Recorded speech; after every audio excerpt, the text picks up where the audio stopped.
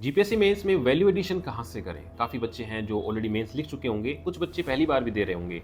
तो एक सवाल आता है कि कंटेंट तो चारों तरफ ही अवेलेबल है, सारे बच्चे वही कंटेंट पढ़ रहे हैं। तो हमारे क्वेश्चन में वो नोवेल्टी, वो वैल्यू एडिशन कहाँ से आएगा? आज हम बात करते हैं क्या-क्या वैल्यू एडिशन हो सकता है।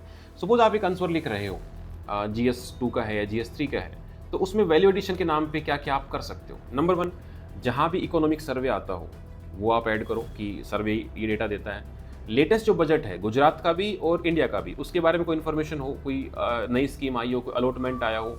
तीसरा, उसमें कोई रैंक आई हो डेटा की, कोई अभी रिसेंट में कोई इंडेक्स आया हो, जैसे ग्राम पंचायत का इंडेक्स आया था, वो आपने डाल दिया। आप एक डायग्राम बना सकते हो। बहुत सारी जैसे एसडीजी है, अब 17 एसडीजी को लिख पाना मुश्किल नहीं है, एक डायग्राम बनाया, ऐसे 17 एसडीजी बना दिए।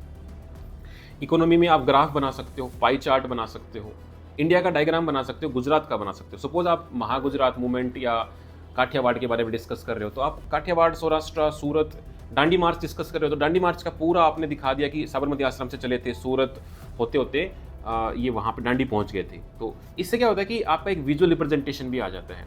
ये हो गया, आप एग्जाम्पल डालो, और एग्जाम्पल लेटेस्ट डालो तो बहुत बढ़िया है, तो कोई लेटेस्ट स्टडी आई हो, है ना, जैसे आपका नेशनल फैमिली हेल्थ सर्वे की रिपोर्ट आई है, या पोल्यूशन बोर्ड की रिपोर्ट आई है, या कोप 29 की रिपोर्ट आई है। ऐसी चीज़ों को डालना पड़ेगा। एकेडमी की तरफ से एक फैक्ट शीट जल्द ही जारी करी जाएगी, और एकेडमी की तरफ से एक मेंस की टेस्ट सीरीज भी चल रही है, आप उसको एक्सेस कर सकते हैं। आप उसको डिटेल में आपको गाइडलाइन किया जाएगा, आपका स्ट्रक्चर, आपकी हैंड राइटिंग, आपके वैल्यू एडेड फैक्ट्स, आपकी मिस्टेक्स, डायग्राम, सब कुछ A to Z आपको वहाँ बताया जाएगा, और मेंटर से भी आप कनेक्ट कर सकते हो। जय हिंद।